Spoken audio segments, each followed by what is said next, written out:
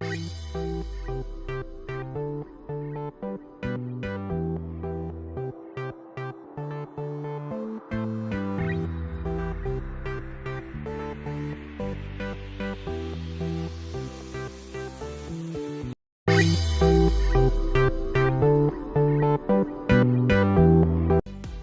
वालेकुम व्यूवर्स, मैं हूं रज़वान पाशा अपने चैनल पाशा फूड सीक्रेट के साथ।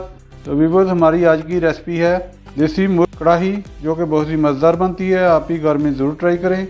तो व्यूवर्स, आगे बढ़ने से पहले मेरे चैनल को सब्सक्राइब करें, बेल आइकन को प्रेस करें ताकि आने वाली वीडियो का नोटिफिकेशन आपको मिलता रहे। तो व्यूवर्स, चलें आज की रेसिपी शुरू करते हैं। तो व्यूवर्स, देसी मुर्ग की कढ़ाई बनाना शुरू करते हैं।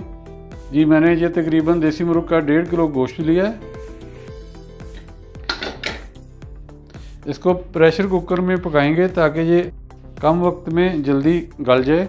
ये तकरीबन 1 पाव टमाटर है, 1 प्याज और कुछ लहसुन। आपने लहसुन साबुत ही इसमें डालना है। 1 चम्मच नमक, 1 चम्मच सुरख मिर्च और आधा चम्मच हल्दी।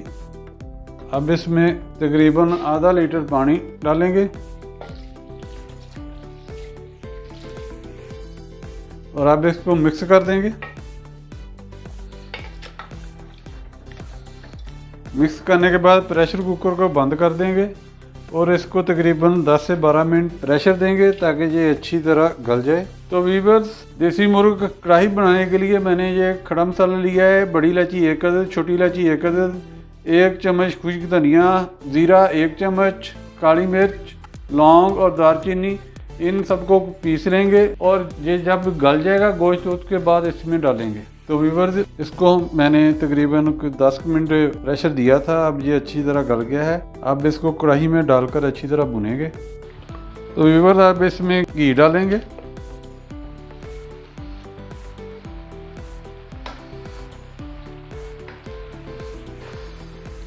घी डालने के बाद इसको घी में अच्छी तरह भुनेंगे।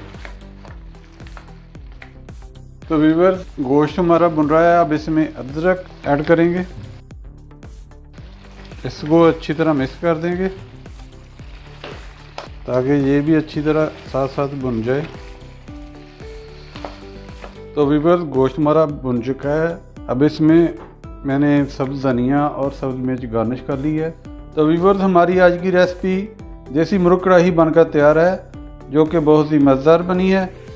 तो व्यूअर्स, आप भी घर पे ज़रूर ट्राई करें और कमेंट्स बॉक्स में बताएं कि मेरी आज की रेसिपी आपको कैसी लगी। तो व्यूअर्स, मेरे वीडियो को लाइक करें, मेरे चैनल को सब्सक्राइब करें और बेल आइकन को प्रेस करें ताकि आने वाली वीडियो का नोटिफिकेशन आपको मिलता रहे। तो ओके व्यूअर्स, अल्लाह हाफिज़।